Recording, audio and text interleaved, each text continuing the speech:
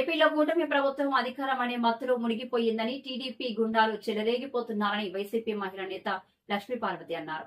మంగళవారం ఆమె మీడియాతో మాట్లాడుతూ చంద్రబాబు ముఖాన్ని పట్టుకొని 10 మంది కూడా రారు అని అన్నారు. ఏంటంటే నేను భయపెట్టేస్తే అది కూడా భయం ఈయన పెట్టడం కాదు, ఆ పోలీసులు అధికారం అండగా చూసుకొని పోలీసులు చేతిలో పెట్టుకొని ఇష్టం వచ్చినట్టుగా ప్రతిపక్ష నేతలు ఎవరు మాట్లాడి మీ పరిపాలన బాగాలేదంటే తీసుకుపోవటం.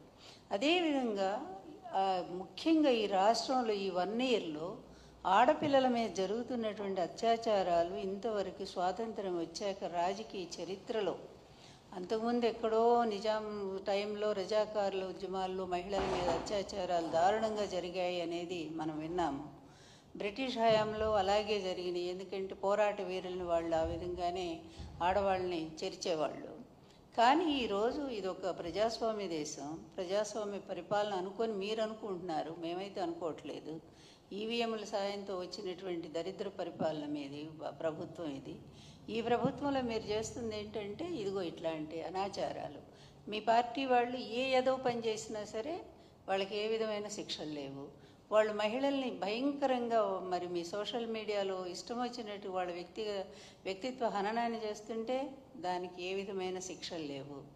కానీ సాక్షి మీడియాలో ఒక అనలిస్టు ఒక విషయాన్ని చెప్తూ దాన్ని మాట్లాడితే దాన్ని తీసుకెళ్ళి కొమ్మినేని గారికి అంటగట్టి అప్పటికప్పుడు ఆయన మీద కేసు పెట్టి తీసుకెళ్ళి ఇదా మీ పరిపాలన, ఇది సుపరిపాలన అంటారా?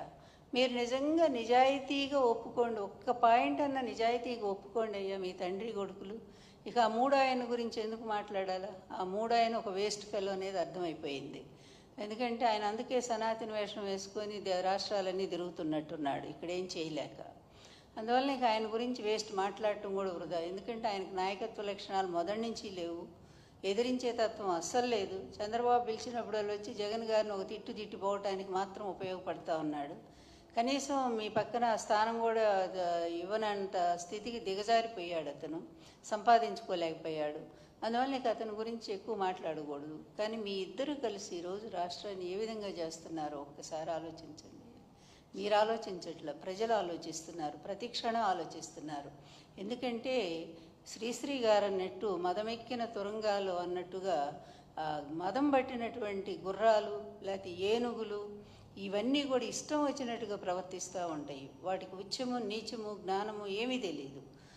అవి ఎక్కడ పడితే అక్కడ ఎట్లా పడితే అట్లా పరిగెడతాయి, అన్నిటినీ నాశనం చేస్తాయి. ఈరోజు రాష్ట్రాన్ని నిజంగా గుడ్ గవర్నెన్స్ అంటే జగన్ గారి టైంలో ఒక పద్ధతిగా జరిగింది. కానీ మీరు ఏ ఒక్క పాయింట్ అయినా కంపారిజన్ చేయటానికి మీరెవరు రారు.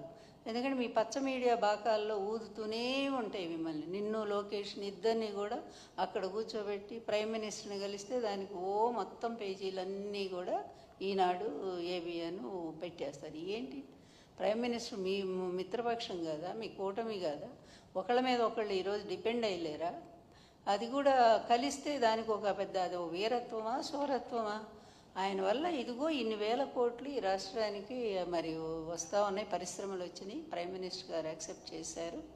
లేదా మీ రాజధాని, మీరు అనుకునే రాజధానికి ప్రైమ్ మినిస్టర్ గారు ఇన్ని వేల కోట్లు ఇప్పిస్తున్నారు అని ఈ విధంగా అయినటువంటి వార్త అయితే నిజంగానే బాగా సాధించారని చెప్పుకోవటానికి.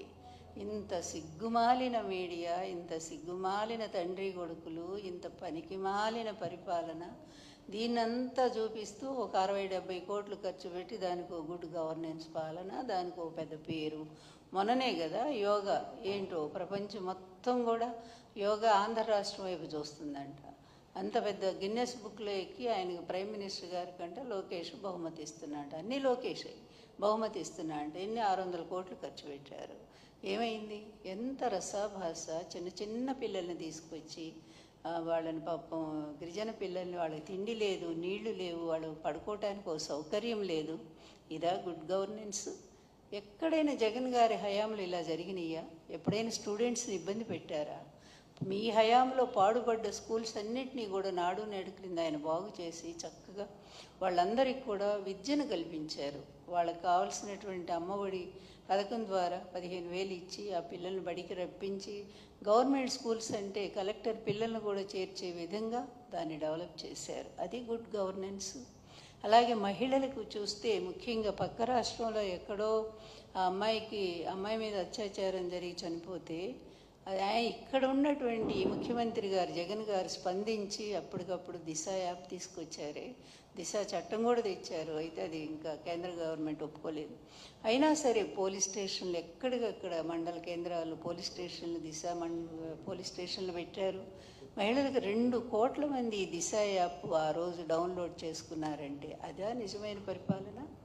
లేకపోతే ఇప్పుడు ఇష్టం వచ్చినట్టు మొన్నే కదా అనంతపురంలో ఒక బాలిక మీద 14 మంది మీ తెలుగుదేశం గూండాలు, చెప్పాలంటే దరిద్రం ఉండా కొడుకులు వాళ్ళు, అటువంటి వాళ్ళంతా కూడా అంత ఒక ఆడపిల్లని అన్ని నెలల పాటు అలా అత్యాచారం చేస్తుంటే ఆ పిల్లకి గర్భం వస్తే ఏమన్నా కనీసం ఎక్కడున్నామ్మా హోమ్ మినిస్టర్? నువ్వు లేడీయే కదా, నువ్వు స్త్రీయే కదా. ఇలాంటి వెధవలంతా కూడా ఇలాంటి పనికిమాలిన పనులు చేస్తే మీ పార్టీకి చెడ్డ పేరు రాదా? అయినా ఎందుకు వాళ్ళని కాచుకుంటున్నారు? వాళ్ళ మీద ఏమైనా శిక్ష ఉందా? కనీసం ఒక్కళ్ళైనా అరెస్ట్ చేశారా? అదేవిధంగా అదే అనంతపురంలో ఇంకో అమ్మాయిని చంపేశారు.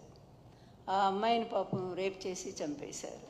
ఇన్ని దారుణాలు అక్కడేంటి పిఠాపురంలో, మొత్తం ఈ మూల శ్రీకాకుళం నుంచి కడప వరకు కూడా అనేక మంది ఆడపిల్లల్ని అత్యాచారాలు చేసి మీ తెలుగుదేశం గూండాలు ఇష్టం వచ్చినట్టుగా చంపేస్తుంటే ఎక్కడైనా ఒక్క దానికైనా హోమ్ మినిస్టర్ ఏమి స్పందించారా? అదేవిధంగా ఈ